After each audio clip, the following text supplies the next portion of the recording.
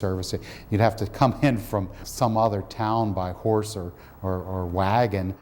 Eventually they set up shop in a lime kiln just to the west of the stone bridge and set up a telegraph key and began sending out the first of millions of words covering the Johnstown flood. The first stories out of Johnstown were lurid and wildly inaccurate. There were a number really prominent journalistic careers who got started here in the Johnstown flood. In fact, the flood correspondence met for 50 years here in Johnstown on the anniversary of the flood, as late as 1939.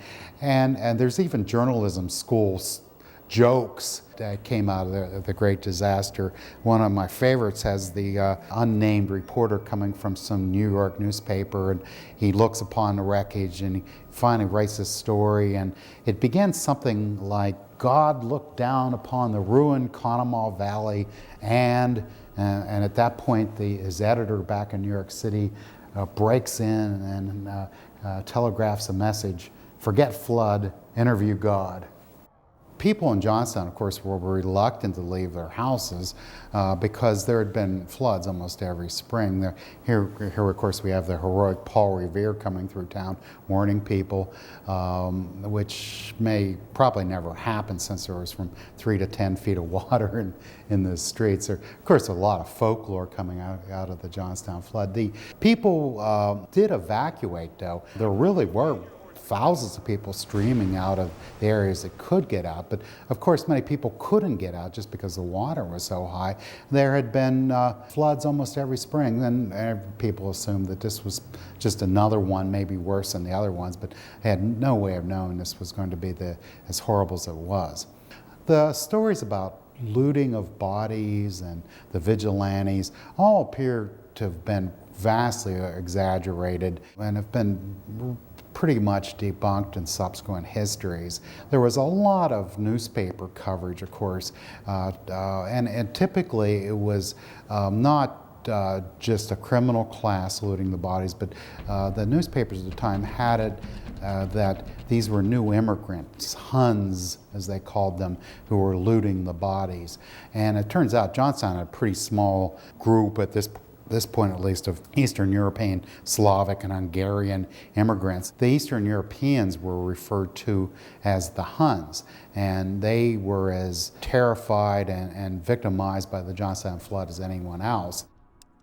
You're starting to see the beginning of mass immigration from Eastern and Southern Europe, and they were concerned that, are these people going to change our democracy? So there was a really kind of American anxiety about these immigrants. So they read that anxiety into the Johnstown flood and pretty much fabricated the tales of looting bodies. The story of looting the bodies was really kind of filling in with lurid headlines where they really lacked details. In fact, a lot of this was discredited, and they had to run retractions later.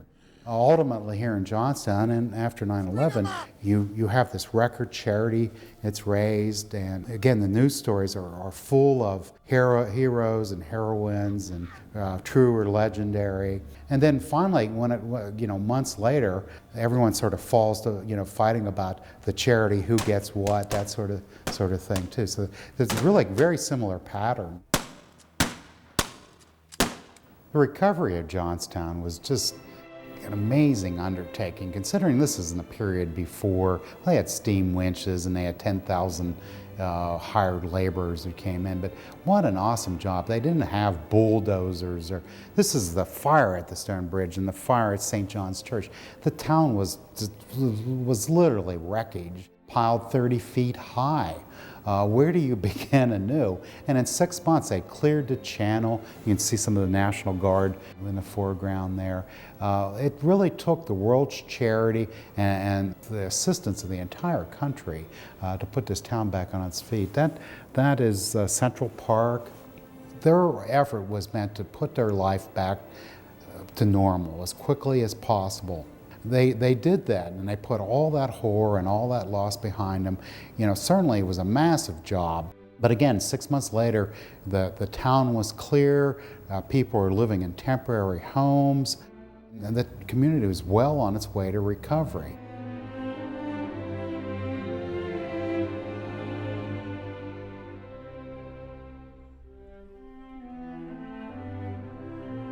The Red Cross story here is, I think, pretty interesting.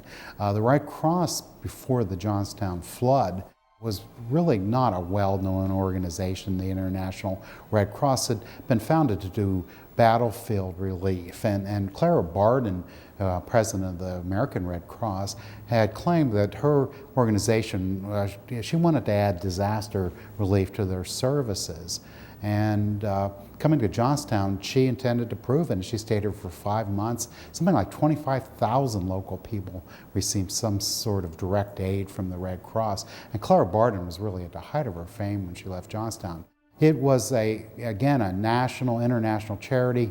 The Johnstown flood relief effort had committees in all the big eastern and midwestern cities. Actually, 12 foreign countries donated to the relief at Johnstown.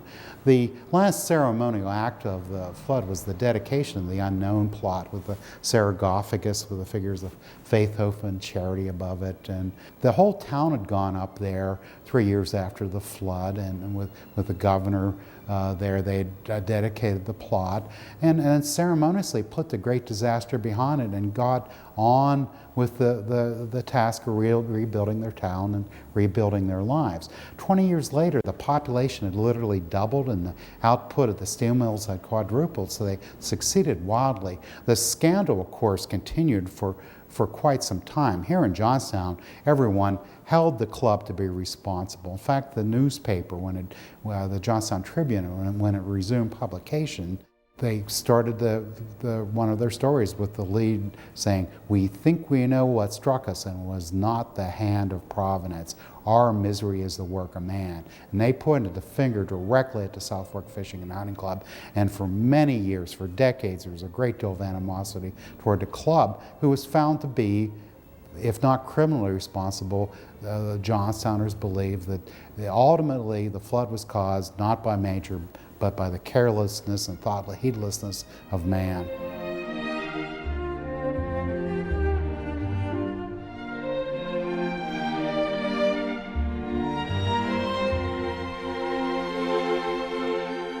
It's interesting, the course of history, that now more than a century after the Johnstown flood, Johnstown is going back to recreation. Of course, the South Fork Fishing and Hunting Club came to Johnstown, mountains above Johnstown, to spend their summers. In that late 19th century and throughout most of the 20th century, Johnstown continued to be a major industrial center with steel making and coal mining. And now, in the last years of the 20th century, those industries have largely disappeared. And more than 100 years later, more than a century after the Great Flood, Johnstown nature is being reclaimed. The rivers are being cleaned up. Tourism and outdoor recreation are beginning to develop here. And this is really, an area that's beginning to reclaim its natural legacy and also invite people to share in its heritage. The film shows some of the flood surviving buildings, and of course the Grandview Cemetery, the Johnstown Flood National Memorial, and the Johnstown Flood Museum are but a few of the attractions, the historic attractions that Johnstown offers. And Johnstown is an historically rich town that really has quite a few stories to offer. Reminders of the Johnstown flood surround us here in Johnstown. The monument to the unidentified victims of the Johnstown flood is located on the hilltop just a mile above the city, less than a mile above the city. The stone bridge is still with us. You can see that. In fact, there's a memorial park with an eternal flame immediately above, upriver from it. This is sort of sacred space for Johnstown. It's a place where Johnstowners can come and visitors can come and remember one of the classic stories in American history and one of the great tragedies in American history, and hopefully learn some of the lessons that great disaster has taught us. The lithograph that you're seeing here was published in 1889 by the Kurtz and Allison Publishing Company of Chicago. I think it was one of the popular works of art of the age, and probably hung on thousands and thousands of walls across the United States. I think it really became an icon for that whole generation, of the horror that was the Great Flood. I hope you enjoyed this version of the Johnstown Flood.